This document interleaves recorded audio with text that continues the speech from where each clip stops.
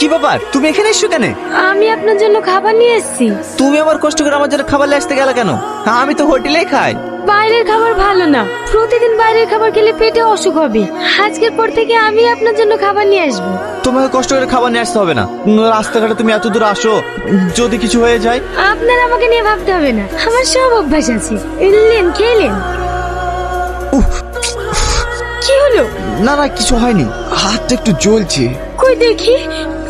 এ কি, হাতে তো ফুসকা নিয়েছে। আমাদের জন্য আর কত কষ্ট করবেন বলেন তো।